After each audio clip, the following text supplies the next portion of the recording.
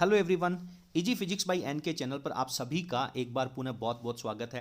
अर्धवार्षिक परीक्षा 2021-22 की श्रृंखला में आज हमें जिस प्रश्न पत्र का इंतजार था वो कंप्लीट हो गया है। हम बात कर रहे हैं हमारे चूरू जिले के प्रश्न पत्र की कक्षा 12 भौतिक विज्ञान के प्रश्न पत्र का आज हम सॉल्यूशन पढ़ने वाले हैं। चूरू जिले के बहुत सारे बच्चे जो हैं वो हमसे ऑफलाइन कक्षाएं पढ़ते हैं और उन्होंने पूरा सिलेबस जो है अर्धवार्षिक परीक्षाओं के लिए हमारे चैनल से कंप्लीट कर लिया था। चलिए देखते हैं, पता करते हैं और आप सभी बच्चे भी अपना अपना मूल्यांकन करें कि आप लोगों की तैयारी किस लेवल पर है। और साथ में आप हमें वीडियो के एंड में जरूर लिखें कि चूरू जिले में पूछा गया जो प्रश्न पत्र है उसका लेवल किस तरह का था।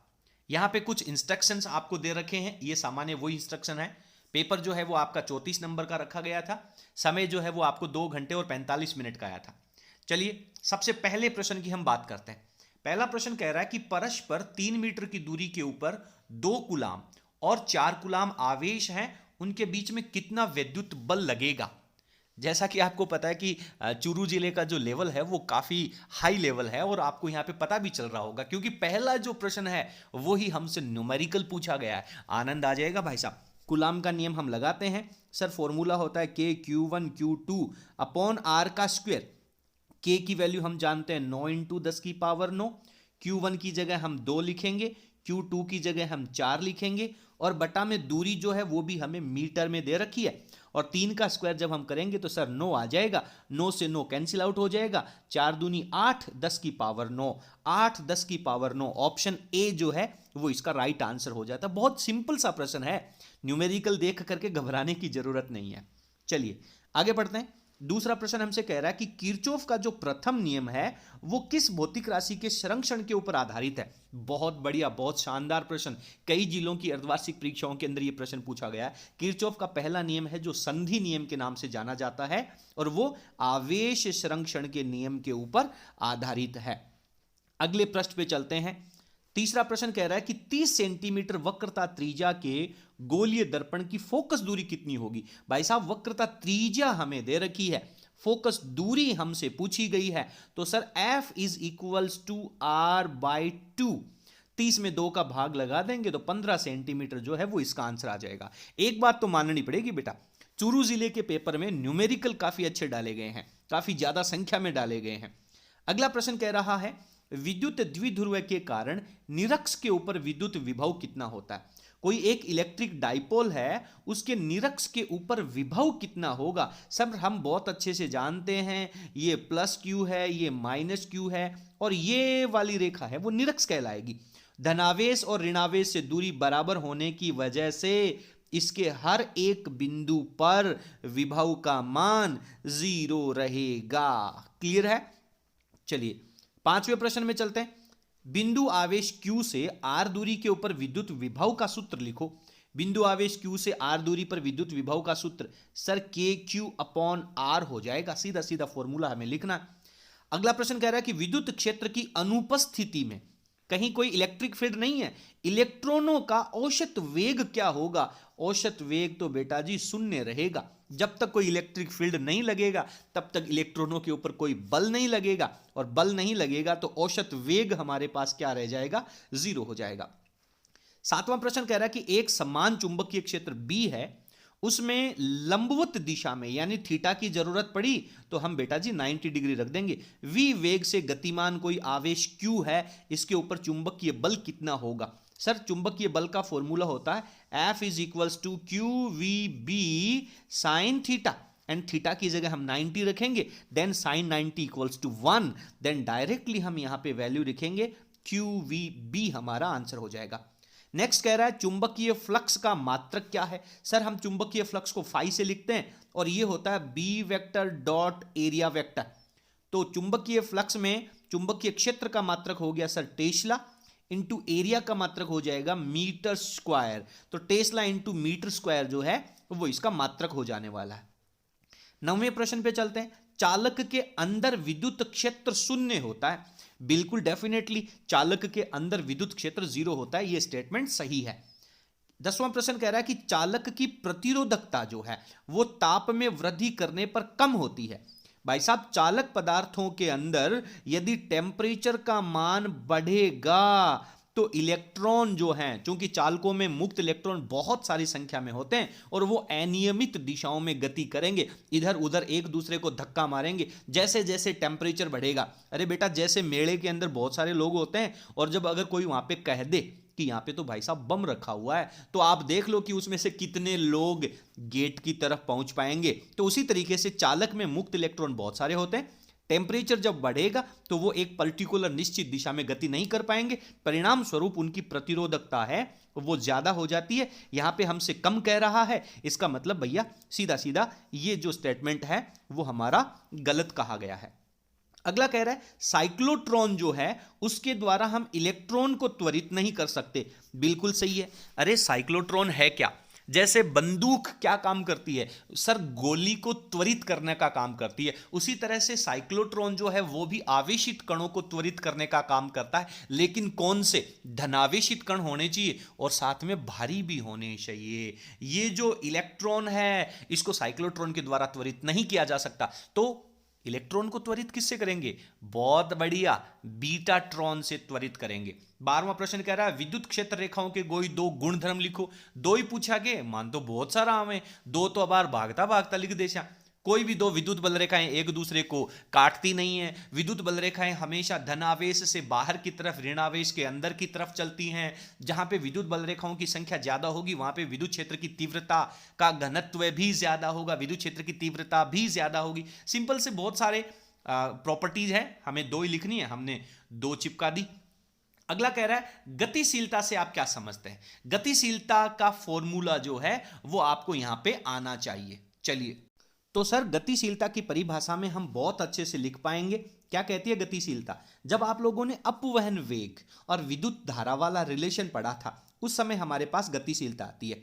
जैसे ये कोई चालक तार है, इसके ऊपर जब हम कोई एक इलेक्ट्रिक फील्ड लगाएंगे तो इसके जो इलेक्ट्रॉन हैं वो इलेक्ट्रिक फील्ड की वजह से गति करेंगे। जितना ज्यादा इलेक्ट्रिक फील्ड लगाएंगे उतना ही ज्यादा अपवहन वेग उत्पन्न होगा, यानी अपवहन वेग जो है that is proportional to electric field E. और जब समानुपाती का चिन्ह हम यहां पे हटाएंगे तो हमारे पास एक कांस्टेंट लग जाएगा, वी डी बराबर म्यू ई हो जाएगा। और ये जो म्यू है इसे हम गतिशीलता कहते हैं। तो म्यू की परिभाषा क्या लिखोगे बेटा? ई को दूसरी तरफ ले आओ, बट्टा में आ जाएगी। तो गतिशीलता की डेफिनेशन में हमें लिखना है कि जब किसी चालक के ऊपर विद्युत क्षेत्र लगाया जाता है तो मुक्त इलेक्ट्रॉनों में अपवहन वेग उत्पन्न होता है। अपवहन वेग तथा विद्युत क्षेत्र का अनुपात गतिशीलता कहलाता। बहुत सिंपल परिभाषा हमें यहां पे लिखनी है। अगला कह रहा है कि टोरॉइड की एक्स के अनुदिश चुंबकीय क्षेत्र का सूत्र लिखिए। केवल फॉर्मूला लिखना है बेटा, टोरॉइड के एक्स के अनुदिश चुंबकीय क्षेत्र का फॉर्मूला लिखना है हमें यहां पर।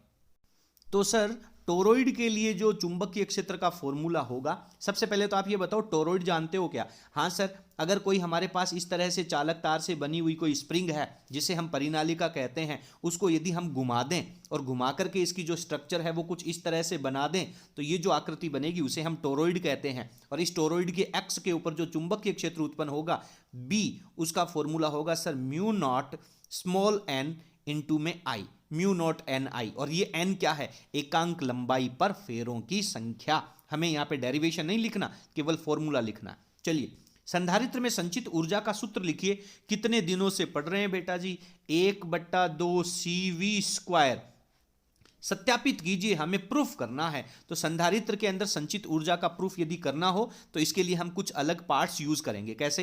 पहले हमने एक कैपेसिटर लिया, ये कैपेसिटर जो है इसको बैटरी से जोड़ा, अभी इसके ऊपर चार्ज कितना है? 0 है। इसके बाद में जब थोड़े समय तक जब अपन इसको चालू रखेंगे तो यहाँ पे धनावेश उत्पन्न हो जाएगा, यहाँ पे ऋणावेश उत्पन्न हो जाएगा, इस प्लेट के ऊपर Q चार्ज आ जाएगा। अब आप थोड़ा सा और चार्ज इसे देंगे तो इसे आवेशित करने में किया गया कार्य हमें निकालना होगा। रिजल्ट की बात कर देता हूं, 1/2 CV स्क्वायर का फॉर्मूला आएगा। पूरा डेरिवेशन यदि आपको पढ़ना है तो आप हमारे चैनल की प्लेलिस्ट के चैप्टर नंबर 4 में जाएंगे और वहां पर आप लोग देखेंगे संधारित्र में संचित ऊर्जा। उस वीडियो में आपको पूरा का पूरा डेरिवेशन जो है वो मिल जाएगा। आप लोग मिला लें, वहां पे जाकर वीडियो को पढ़ लें, उसके बाद में आप कंफर्म कर लें कि आपने जो परीक्षा में आंसर लिखा है वो किस हद तक आपका सही है। 16वां प्रश्न कह रहा है कि क्रमशः नारंगी, पीला, नीला और सुनहरा वर्ण कोड से प्रतिरोध का मान लिखना है। सबसे पहले हमें फॉर्मूला लिखना चाहिए। B B Roy, Great Britain, very good wife, ये हो गया सर। तो सर सबसे पहले है नारंगी। नारंगी को हम क्या कहते हैं? नारंगी को हम क्या कहते हैं? येलो कलर कहते हैं। येलो का मतलब होता है पीला। ऑरेंज कलर जो होगा वो हमारा नारंगी होगा। येलो जो होगा वो पीला होगा। तो पहले तो हमें नारंगी चाहिए। हम यहां पे 1 से शुरू कर देते हैं, जो कि हमारी गलती हो जाती है। हमें यहां से 0 से शुरू करना चाहिए। 0 पे है, 1 पे है, 2 पे है, 3 पे है। तो हमारे पास पहले वैल्यू आ जाएगी 3। उसके बाद में हमें चाहिए पीला। पीला तो बेटा इसके ठीक आगे है, तो इसके आगे आ जाएगा 4। उसके आगे मल्टीप्लाई में 10 की पावर। उसके बाद में दे रखा है ब्लू, तो ये ब्लैक ब्राउन, और ये वाला जो बी है दैट इज ब्लू। तो 0 1 2 3 4 5 6 हो जाएगा। तो ये 10 की पावर 6 हो जाएगा। प्लस माइनस में टॉलरेंस लगानी है। सुनहरा के लिए टॉलरेंस होती है 5%, और यहां पे हमें इसका मात्रक लिख देना चाहिए ओम। तो इसका आंसर हो जाएगा 34 × 10 की पावर 6 ओम प्लस माइनस 5%। अगर आपने ये आंसर लिखा है तो आपका ये आंसर बिल्कुल एग्जैक्टली सही है। इसके बाद में अगला जो प्रश्न नंबर 17 है, इसके बारे में मैं थोड़ा सा आप लोगों को कंफर्म कर दूं कि ये हमारे चैप्टर नंबर 8 का प्रश्न है। और चैप्टर नंबर 8 जो है वो हमारे सिलेबस में से हटा दिया गया था, इसलिए ये जो प्रश्न है वो हमारे सिलेबस के बाहर से आया गया है। इसलिए ये जो 2 अंक हैं, इसके लिए आप लोग अपने जो विषय के अध्यापक हैं उनसे आप अनुरोध कर सकते हैं कि सर क्वेश्चन नंबर 17 जो है वो हमारे चुंबकत्व एवं चुंबकीय पदार्थ, जिसमें हम अनुचुंबकीय, प्रतिचुंबकीय, लोह चुंबकीय पदार्थ जो पढ़ते हैं, एनसीईआरटी की बुक में ये चैप्टर नंबर 5 दिया गया है। पुराने समय में आरबीएसई की जो बुक होती थी उसमें चैप्टर नंबर 8 होता था, बट एनसीईआरटी के अकॉर्डिंग चैप्टर नंबर 5 हमारे सिलेबस में से हटा दिया है, इसलिए ये प्रश्न हटा दिया गया। लेकिन फिर भी बहुत इंटरेस्टिंग, बहुत ईजी प्रश्न है, ये भी हमें सॉल्व करना चाहिए। चलिए मैं आपको बताता हूं थोड़ा सा। परिक्रमी इलेक्ट्रॉन, आप जानते हैं कि ये कोई एक परमाणु है, उस परमाणु का ये नाभिक है, उस नाभिक के चारों तरफ ये पहला कक्षक है। पहले कक्षक की त्रिज्या r है, और यहां पे कोई एक इलेक्ट्रॉन है, वो इसके अंदर परिक्रमण गति कर रहा है, घूम रहा है। तो जब इलेक्ट्रॉन घूमेगा तो इलेक्ट्रॉन के ऊपर नेगेटिव चार्ज भी है, और आवेश भी घूमेगा, और आवेश जब गति करेगा तो विद्युत धारा उत्पन्न होगी, और भाई साहब विद्युत धारा उत्पन्न होगी तो चुंबकीय क्षेत्र उत्पन्न होगा, और जहां चुंबकीय क्षेत्र होगा वहां चुंबकीय द्विध्रुव आघूर्ण भी होगा। तो चुंबकीय द्विध्रुव आघूर्ण का formula m = n I and area होता है। आपने बहुत अच्छे से पढ़ा होगा। m = NIA। n क्या है? फेरों की संख्या। हम भाई साहब एक ही फेरा ले लेते हैं, एक ही राउंड ले लेते हैं। ठीक है सर, हो गया 1 हो गया यहां पे वैल्यू। इसके बाद में हमें लेना है I क्या होता है? आवेश प्रवाह की दर। कितना आवेश? केवल एक इलेक्ट्रॉन की बात कर रहे हैं, तो एक इलेक्ट्रॉन चक्कर लगाएगा तो कितना आवेश जाएगा? E। समय कितना लगेगा? आवर्तकाल बटा में T लगा देंगे। इसके बाद में हमें क्या दे रखा है? इसके आगे दे रखा है सर एरिया। एरिया क्या हो जाएगा? वृत्ताकार त्रिज्या r है, इसकी त्रिज्या, तो πr² का हमारे पास फॉर्मूला लग जाएगा। तो ये हमारे पास E πr²/T लग जाएगा।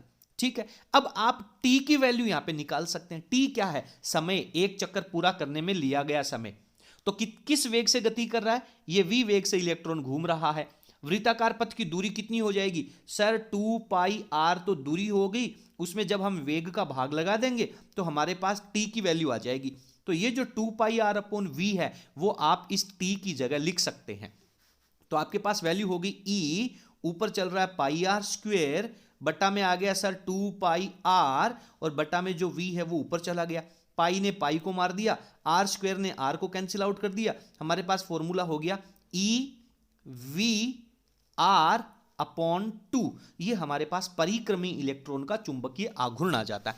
बहुत इंपॉर्टेंट प्रश्न है, बहुत आसान प्रश्न है, लेकिन सिलेबस में से हटा दिया, तो इसके लिए आप अपने अध्यापक जी से निवेदन कर सकते हैं। अगला प्रश्न है प्रश्न नंबर 18। एक समान चुंबकीय क्षेत्र में क्षेत्र के लंबवत एक समान वेग से गतिमान कोई चालक छड़ है, उसमें प्रेरित गतिक विद्युत वाहक बल उत्पन्न होता है। इस बल का सूत्र स्थापित कीजिए। तो यदि आप डेरिवेशन पढ़ना चाहते हैं तो इसके लिए आप हमारे चैनल की चैप्टर नंबर 9 जो दे रखा है उसकी प्लेलिस्ट में जाकर के आप इसका पूरा डेरिवेशन निकाल सकते हैं। लेकिन यहां पर मैं आप लोगों को इसका सीधा सीधा एक आंसर दे देता हूं। समान वेग से गतिमान चालक छड़ जो है वो यदि गति कर रही है तो इसका फॉर्मूला हो जाएगा q v B, F is equals to q v B. इसके बाद में इसमें हमारे पास इसका फॉर्मूला रिजल्ट हम बात कर लेते हैं। प्रेरित विद्युत वाहक बल का फॉर्मूला हम यहां पे निकाल लेते हैं। तो उस फॉर्मूले की जो वैल्यू है, प्रेरित विद्युत वाहक बल जो होता है उसको हम ई से लिखते हैं और इसका फॉर्मूला हो जाएगा B vector cross v vector dot l, और इसे हम बी वी एल भी कहते हैं, बी वी एल भी कहते हैं यदि थीटा का मान 90 डिग्री हो। चूंकि यहाँ पे लंबवत लिखा हुआ है तो क्रॉस जब हम हटाएंगे तो साइन थीटा लगेगा और थीटा की 90 वैल्यू आ जाएगी, तो बी वी एल का हमारे पास डेरिवेशन का रिजल्ट आने वाला। चैप्टर नंबर 9 की प्लेलिस्ट में जाकर के समान चुंबकीय क्षेत्र में गतिमान चालक छड़ के ऊपर प्रेरित विद्युत वाहक बल का डेरिवेशन आप पढ़ सकते हैं, बोर्ड परीक्षाओं के लिए अति महत्वपूर्ण है। प्रश्न संख्या 19 ये हमारे चैप्टर नंबर 9 में से आया है, किरण प्रकाशिकी में से। कोई एक दूरदर्शक है, उसके अभिदृश्यक लेंस और अभिनेत्र लेंस की फोकस दूरियां दे रखी हैं आपको। तो एफ ओ दे रखा है हमें 120 एंड एफ ई दे रखा है हमें 10, और बेटा जी आवर्धन क्षमता का फॉर्मूला होता है f o upon f e, then 120 upon 10, 0 से 0 कटेगा तो हमारे पास आवर्धन क्षमता हो जाएगी बेटा 12। उसके बाद में कह रहा है ट्यूब की लंबाई निकालिए, और ट्यूब की लंबाई की फॉर्मूले की यदि बात करें तो इसका फॉर्मूला होता है f o plus f e, तो 120 प्लस 10 130 सेंटीमीटर जो है वो इसकी लंबाई हो जाएगी। इसका पूरा डेरिवेशन यदि आप पढ़ना चाहते हैं तो आप हमारे चैनल की प्लेलिस्ट में जाएंगे। तो चूंकि हमने आरबीएससी का पाठ्यक्रम तैयार करवा रखा, लेकिन फिजिक्स कभी चेंज नहीं होती है, तो चैप्टर नंबर 11 में जाएंगे तो जो एनसीईआरटी का 9वां चैप्टर है वो कंप्लीट रूप से आरबीएससी के समय में 11वां चैप्टर हुआ करता था। तो वहां पे जाकर के आप एक एक टॉपिक को अच्छे से पढ़ेंगे तो आपको पूरा चैप्टर जो है, पूरे नोट्स जो हैं, पूरे टॉपिक्स जो हैं वो आप लोगों को क्लियर हो जाएंगे। आगे चलते हैं। 20वां प्रश्न कह रहा है कि विद्युत द्विध्रुव किसे कहते हैं? साहब समान परिमाण के दो आवेश होने चाहिए, विपरीत प्रकृति के होने चाहिए, इन्हें अल्प दूरी पर रख दें तो बना निकाय द्विध्रुव कहलाता है। विद्युत द्विध्रुव के कारण एक्स के ऊपर विद्युत क्षेत्र की तीव्रता का परिकलन कीजिए और आवश्यक चित्र बनाइए। ये इसका केंद्र बिंदु O है, ये एक्स एक्स की लाइन है, एक्स एक्स की लाइन के ऊपर हमें विद्युत क्षेत्र की तीव्रता E निकालनी है और इसका फॉर्मूला आएगा 2kp अपॉन आर क्यूब, और डायग्राम जो है वो यहां पे दे रखा है। आप हमारे चैप्टर नंबर 1 के वीडियोस जब आप पढ़ेंगे तो विद्युत द्विध्रुव के एक्स के ऊपर विद्युत क्षेत्र की तीव्रता का पूरा डेरिवेशन आप लोगों को वहां पे बहुत अच्छी तरह से समझ में आ जाएगा। अथवा के प्रश्न में चलते हैं। अथवा का प्रश्न हमसे यहां पे क्या कह रहा? गाउस के नियम का कथन लिखिए। किसी भी बंद पृष्ठ से गुजरने वाला जो विद्युत फ्लक्स होता है वो उस बंद पृष्ठ में रखे गए कुल आवेश sigma Q upon epsilon not in दोनों के अनुपात के तुल्य होता है। इसे हम फाई से रिप्रेजेंट करते हैं। तो इसका स्टेटमेंट आपको लिखना है। ये आपको हमारे चैनल के चैप्टर नंबर 2 की प्लेलिस्ट में मिलेगा। इसकी सहायता से अनंत लंबाई के एक समान आवेशी सीधे तार के कारण विद्युत क्षेत्र का सूत्र व्युत्पन्न कीजिए। इसका सूत्र जो है ई का फॉर्मूला जो है वो मैं यहां पे बता देता हूं, 2k लैम्डा अपॉन आर इसका रिजल्ट आएगा और पूरा डेरिवेशन जो है वो आपको प्लेलिस्ट में मिल जाएगा।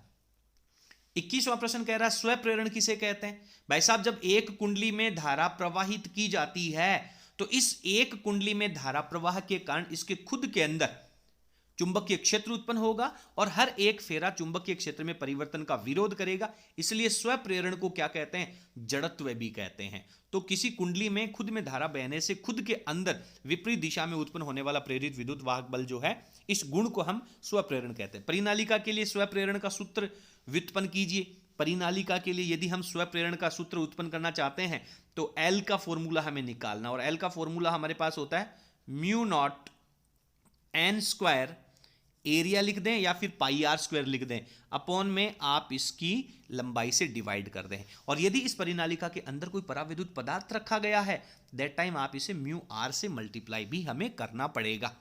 तो एल की value mu r mu naught n square, area भी लिख सकते हैं या फिर पाई आर स्क्वायर भी लिख सकते हैं, बटा में एल आ जाएगा। तो ये इसका डेरिवेशन है। आप हमारे चैप्टर के चैनल के चैप्टर नंबर 9 में जब आप जाएंगे तो वहां पे आप लोगों को स्वप्रेरण का पूरा टॉपिक जो है वो विस्तार से मिल जाएगा। अगला है प्रत्यावर्ती धारा जनित्र का नामांकित चित्र बनाइए। इसमें कुंडली के घूर्णन में प्रेरित विद्युत वाहक बल का सूत्र व्युत्पन्न कीजिए।